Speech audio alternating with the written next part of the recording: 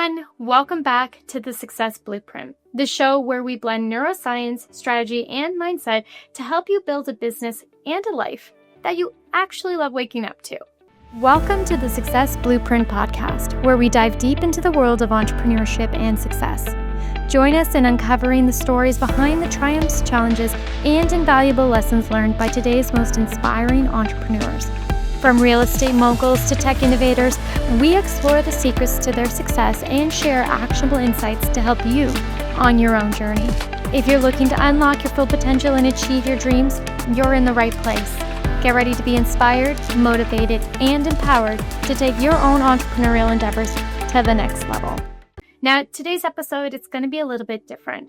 We're going to be doing a mailbag edition. This is where I'm going to be answering your questions that are sent in directly through DMs, inboxes, and the brave few who are still emailing these days. And I've got to say that the questions that I've been receiving, they're so on point with where entrepreneurs are right now in late 2025. We're going to be diving into everything from rewiring negative self-talk to navigating social media dopamine traps and to knowing when and how to protect your energy from the people who tend to drain it. And while you're listening, if you think, hey, I've got a question, perfect. I want to hear from you. Send me a DM or email me directly because your question might be the one that we feature in the next mailbag episode.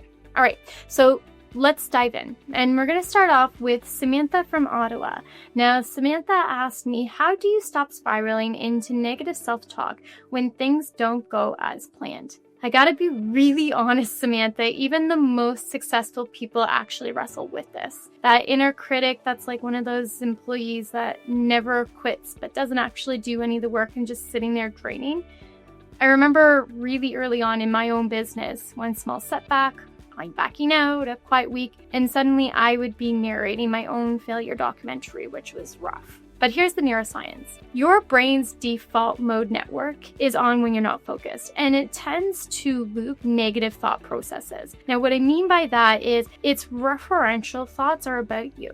And oftentimes, they're the really unkind ones. So there's a research done by Ethan Cross in 2014, and it shows that these loops get emotionally tagged. The more that you're rehearsing these loops, the stronger that they become. But the good news is that neuroplasticity, which is something we all have, works both ways. Carol Dweck's mindset research actually shows that you can train your brain to rewire faster than you think. So literally, the amount of time that you took to think about what I just said, your brain can rewire itself. And you do this by things like noticing and redirecting, not fighting the thought itself. So the next time that your inner voice is popping up, I want you to kind of pause for a second. I want you to observe and say something as simple as, that's interesting. And then I want you to gently shift your focus over to one thing that you did right today or this week, something that you were happy about the result from. See, that simple act literally begins to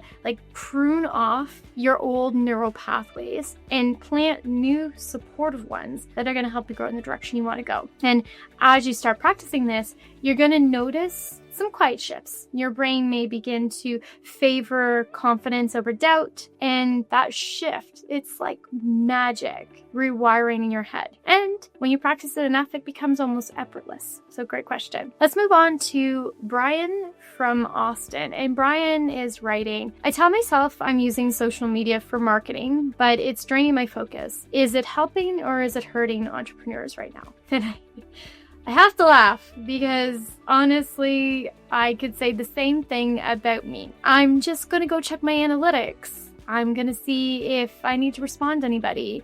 I'm just getting some inspiration. And then 45 minutes later, I'm watching goats jumping on trampolines or the next crazy AI generated video questioning my own reality. The truth is that social media is a dopamine slot machine. And while that sounds fun, dopamine isn't pleasure. It's actually anticipation. A study by Adam Altler in 2017, backed by Andrew Huberman in 2021, explained that your brain craves the possibility of reward. So a like, a comment, scrolling through to see if there's any there, that actually fires more dopamine than the reward itself. So your brain keeps wanting to scroll, looking for that next hit.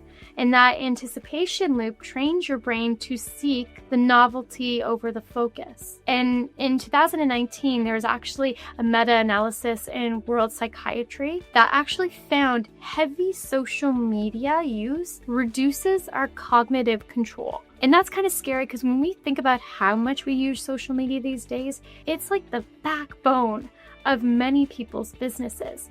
And that's why I want to say the fix isn't deleting the apps. Many entrepreneurs just simply can't do that. That's our form of advertising. But it's intentional use. I want you to think of dopamine like you do caffeine. In measured doses, it actually enhances performance, but constant consumption hijacks your focus completely. Think about the last time you had too much caffeine. How focused were you? So what I want you to do is when you intentionally decide what role these tools like social media play in your business, your brain automatically begins rewiring its reward system. So here's a little homework for you.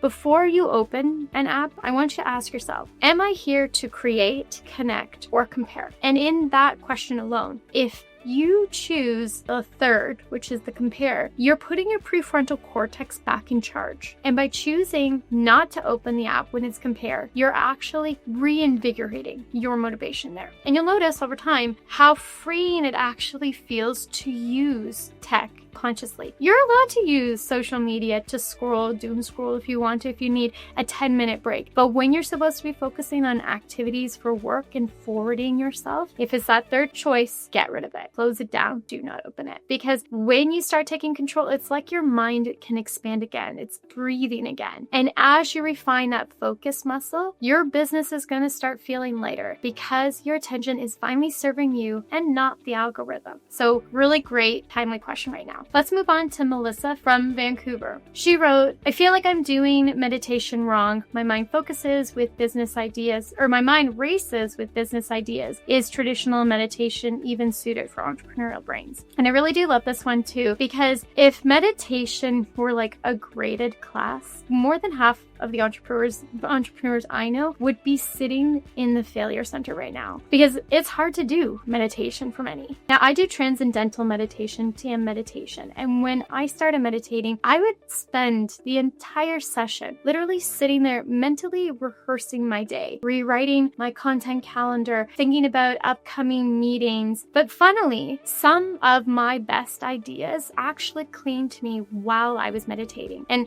at first I thought, not very good at this. I can't focus. My brain is going everywhere. I'm supposed to be quiet-minded. My brain just wouldn't settle into stillness. But it turns out that it's actually not a system flaw. It's a feature. So meditation isn't always about silencing your thoughts. It's about training where your attention goes. Research from Tangatel in 2015 shows that meditation actually strengthens your focus networks and quiets the default mode chatter. But entrepreneurs often achieve the same type of brain benefits through active forms of meditation. You may have heard runners saying that they go into a meditative or trance-like state when they're running, painting, strategy talks, anything that induces a flow-like scenario. That can be meditative as well.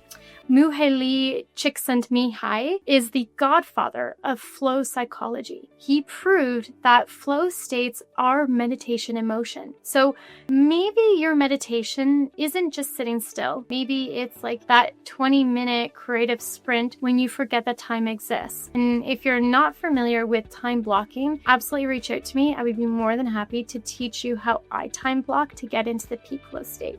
Because when you give yourself permission to find stillness through motion, something just kind of like clicks in your brain and you realize that peace and productivity can absolutely coexist. And as you start noticing those micro moments of flow, your nervous system begins to actually regulate itself more naturally, which often leads people to new insights and even new opportunities. Hence why some of my greatest personal ideas have come to me when I've been meditating. So this week, what I want you to do is I want you to try to do one activity, being fully present, fully absorbed in one sensory detail at a time. And then I I want you to notice how your nervous system begins to adjust naturally. That is mindfulness designed for high-performing brains. So there you go. Next, I want to answer James from Denver, who asks, with AI, the economy, and all this unpredictability, how do I train my brain to stay calm when the future feels like a moving target? Let's be honest, technology is moving faster than we can even learn and catch a grip on it. So I fully understand how you feel that everything is a moving target because it's such a timely question. Half of the entrepreneurs I work with right now are wrestling with the what if monster of uncertainty fatigue because everything is changing so quickly. And see, our brain's primary function is prediction. And when we can't predict, it actually flags danger. Your amygdala lights up and starts throwing like a temper tantrum, trying to keep you safe. Research by Michael Carlton in 2016 and Lisa Feldman Barrett in 2017 show it's not uncertainty that hurts us, it's the intolerance of uncertainty. Our brain learns to interpret unknown as an unsafe. So the antidote isn't control. It's actually capacity. When you train your nervous system to interpret new as neutral, everything changes. Now, here's a small but powerful practice that I want you to kind of start weaving into your daily habits. I want you to label uncertainty as neutrally. This is new, not dangerous. That breath of fresh air, thinking that it's new and not dangerous, allows you to recenter. Then you try pairing some breathing exercises with it. So a breathing exercise that you could do is where you breathe in for 4 and out for 6. That actually activates the vagus nerve and it brings calm to your system. And when you practice this enough, because let's be honest, you could probably practice this 5 to 7 times a day with the amount of change that is taking place right now. When you practice this and you do it enough, your mind begins associating the change with growth. And as you build this kind of new neural resilience, your decisions, the hard ones, the easy ones, the simple ones, the complex ones, the decisions are going to feel clearer for you. You'll be able to trust yourself more deeply, and you can start leading from calm instead of reacting from fear. And that space is where real strategy, real success is actually born. Leaders who thrive now aren't the ones who predict perfectly. They can sometimes get it horribly wrong, but they are the ones whose nervous systems adapt the fastest. So next time your mind spirals into the what if, say, my brain's forecasting is not failing. Then breathe that tiny little pause and then out and allow itself to rewire everything. So really great question. Super timely with AI's advancements. Next up is Alyssa from Manchester. Alyssa writes, how do I tell the difference between someone who wants or needs my help and someone who is just draining my energy? I really love this question because protecting your energy is absolute leadership work. I used to honestly think that being endlessly available was like my virtue. I thought that I was doing good until I realized how I was running on empty fumes and burning out and miserable and just not great at what I was doing. And as most entrepreneurs, where more than half of our relationships are doubling as brainstorming sessions or emotional support lines, it can be hard to navigate that. So here's the neuroscience behind all of it. Mirror neurons. You see, our brain literally mirrors others' emotions. Daniel Goleman and Jean Deschamps' research shows that empathy actually activates the same neural networks as the emotion itself. And for us, that actually means that empathy without borders is going to equal burnout. And trust me, I have been there. So the solution isn't less empathy though, because in our world, we need empathy, but it is more control. See, cognitive empathy lets you understand without absorbing. The emotional intelligence is actually in action at that point. So next time you're with someone and you're sensing that drain, I want you to imagine that there's a volume button in front of you and you're going to turn it down. You're not cutting the connection, you're just going to adjust the intensity. And then after you do that, I'd like you to notice how that feels, how much more you can give when you're staying centered in your own energy. And when you begin to protect your mental bandwidth, it's like it becomes a business asset because your results amplify naturally.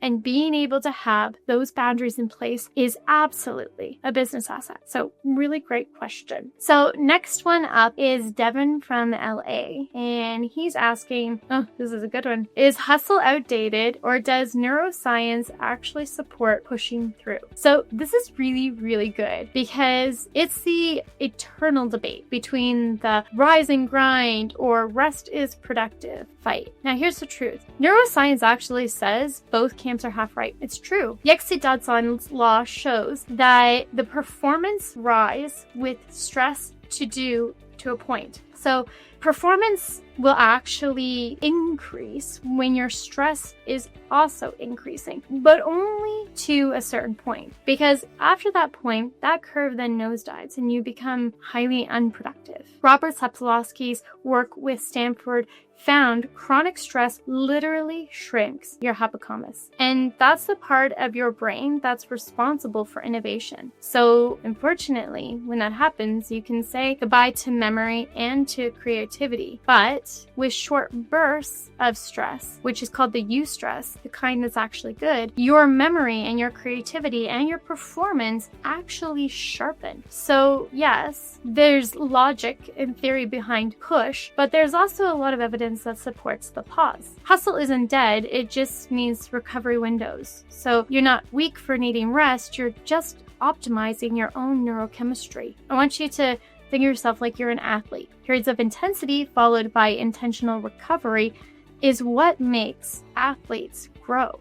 And that oscillation is what sustains high performance for the long term. And as you start really honoring your body's natural cycles, your rest, your peaks, and the in-between hours, you're going to notice how your productivity is becoming effortlessly. Once you really hone in on what's working for you, that's when you notice these big changes. And that's when success feels sustainable and it becomes deeply personal to you. So here's your daily check-in. When you are working, I want you to ask yourself, am I training or am I draining? And if your answer is draining more than twice a week, that's your brain waving the white flag and you need to make some adjustments. Because you can try and rise and grind as much as possible, but when you burn out, you're going to be out of the game for quite a long time and you don't want that. So there you go. All right, friends. So that wraps up this special mailbag edition of the Success Blueprint. If you love this format, tell me. DM me your favorite takeaway or send me your questions for the next round. And you can also drop me a note at tmteam@transcendingminds.com or through any of the social media platforms, TikTok, Instagram, LinkedIn, and Facebook. And if you heard something on today's episode that made you think I could use some support applying this to my own business or mindset, that's your cue. Let's hop onto a clarity call. We'll look at how your brain, your goals, and your business strategy can work together instead of against each other. And remember, the Success Blueprint isn't about doing more. It's about doing what your brain is wired to do best. Thanks for tuning in today. Stay curious, stay kind with your mind, and I will see you in the next episode.